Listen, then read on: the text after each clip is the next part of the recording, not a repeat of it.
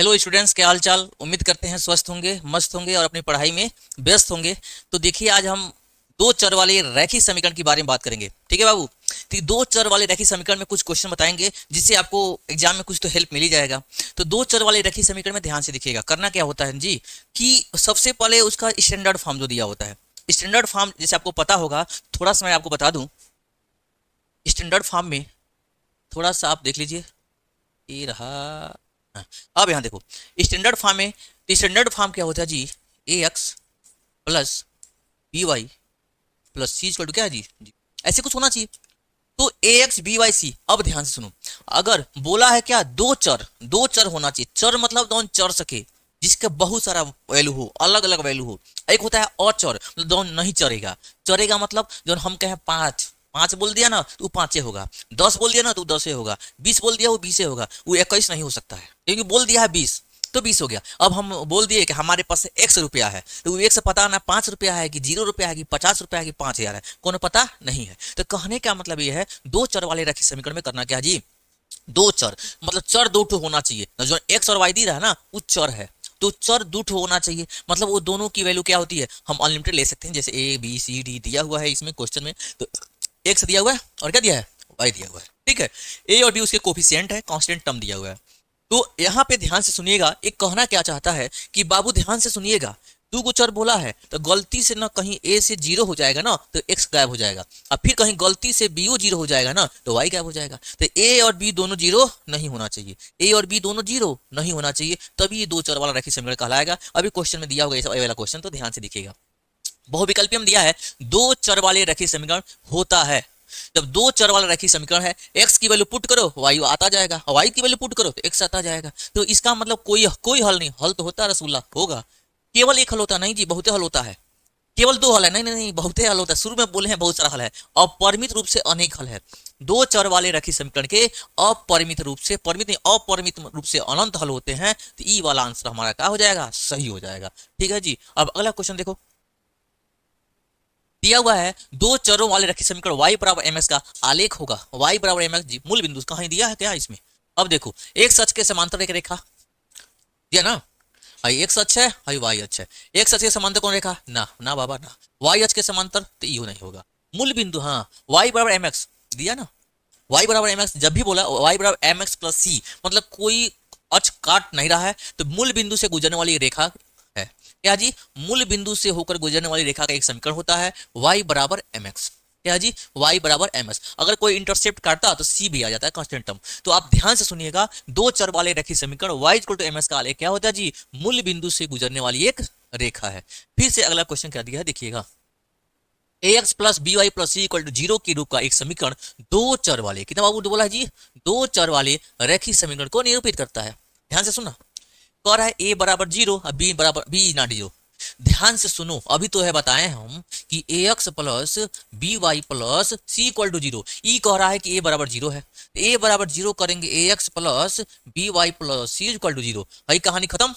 ये हो जाएगा b Y plus C equal to zero. तो देखो मेरे बाबू, यहाँ वाई मिला है, एक सब गायब हो गया। तो दो चर में कहा एक चर में हो गया, ये बोला है दो चर में, तो हम कहेंगे नहीं नहीं नहीं नहीं, ये जीरो हो जाएगा, गबड़ा जाएगा। भाई कह रहा है ए ना ही बी जीरो, जब बी जीरो करेंगे तो वाई गायब हो जाएगा, तो खाली एक्स बचेगा। तो यानी कि बोले हैं ना ही ए जीरो होना चाहिए ना ही बी जीरो होना चाहिए। तो एक है देखो, ए बराबर जीरो भी दोनों होगा, तो एक को चरवे नहीं बचेगा, कौन चर वाला नहीं होगा। A is not equal to b, बस यही तो बोले थे आपको अभी हम जस्ट पहले, a is not equal to zero, b is not equal to zero. देखो बाबू, पहले ही बताए हम, a is not equal to zero और b is not equal to zero होना चाहिए, तभी कहलाएगा दो चर का रैखिक समीकरण है। ठीक है जी, मिल गया। आप सब नंबर क्या मान लोगे, दो चर वाले रैखिक समीकरण दिए हुए हैं। नेक्स्ट क्वेश्चन देखते हैं। देखो, रैखिक समीकरण 2x माइनस 5y बराबर 7 का एक अद्वितीय हल है, के दो हल हैं, के अपरिमित रूप से अनेक हल हैं। अभी तो बताए हैं, अभी मैं क्या करूं, 2x minus 5 equal to 7, 2x equal to 7 plus में क्या हो जाएगा 5y, है माइनस में 5 है वहां चला जाएगा तो क्या प्लस में 5 हो जाएगा। अब हम कहूं y की वैल्यू 0 रखो तो x की वैल्यू कुछ आ जाएगा, y की वैल्यू 1 रखो, 2 रखो, 3 4 5 6 7 8 9 10 रखते जाओ, कब वो खत्म होगा ना, वो खत्म होगा ना ही x खत्म होगा, y बदलते जाओ, x आता जाएगा, x बदलते जाओ, y आता जाएगा। इस तरह से एक अद्वितीय हल है, ये भी गलत है। दो हल है, कोई हल नहीं है, हई है, क्या होगा जी, अनेक हल होगा। ये चीज हमको ध्यान रखना है। ठीक है जी, अब देखो दिया हुआ है रैखिक समीकरण 2x प्लस 3y बराबर 6 का आलेख y अक्ष को निम्नलिखित में से किस बिंदु पर काटता है। y अक्ष पर, y अक्ष पर x क्या होता है, 0 होता है। ध्यान सुनो, आपको कोऑर्डिनेट ज्योमेट्री निर्देशांक ज्यामिति पढ़ाए थे हम कल वाली वीडियो में, वहां बताए थे y अक्ष पर x क्या होता है, 0।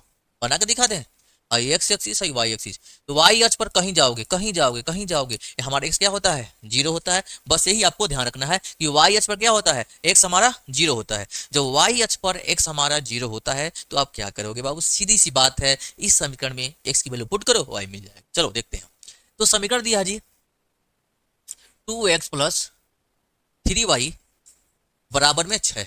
हम क्या बोले हैं जी, y अक्ष, y अक्ष पर x बराबर क्या हो जाएगा, 0। मान लेते हैं इक्वेशन नंबर फर्स्ट, लिखेंगे समीकरण 1 में क्या कर रहे हैं जी, x बराबर 0 रखने पर, x बराबर 0 रखने पर, ठीक है जी। अब देखो 2 इंटू में 0 प्लस में 3y बराबर में 6। अब देखो कई लोग ये भी दिक्कत है, क्योंकि पढ़ाया जाता है ऑफलाइन में, तो बच्चे कहते हैं 2 इंटू 0 20, ई मत करना, ठीक है। 0 क्या कहता है, 0 से किसी भी संख्या में गुणा कर लो, मतलब 0 कहता है कि हमसे जो टकराएगा चूर चूर हो जाएगा। मतलब तुम्हारे पास बहुत पैसा है, बहुत पैसा है, और गलती से 0 से टकरा गए ना, 0 कहता है हमसे टकराओगे तो 0 बना देंगे। इसलिए सब कुछ करना 0 से मत टकराना। तो वही कह रहा है, तुम कहो सर जी हमारे पास इतना पैसा है, कितना पैसा जी, इतना पैसा है, इतना पैसा है। हम कहे इतना पैसा है, अगर दम है तो लड़के दिखा दो, इससे दिखा दो। तो 0 कहता है इतना पैसा है, हमसे टकरा हम 0 बना देंगे तुमको। इसलिए कम बुद्धि वालों से लड़ना नहीं चाहिए, ठीक है जी। यही बात फॉलो होता है, तो वहां हटना ही उचित होता है जहां दिमाग से पैदल वाले लोग रहते हैं। तो यहाँ ध्यान से सुनिएगा, ये जीरोस करेंगे ये 20 नहीं होगा, क्या होगा जी, 0 हो जाएगा।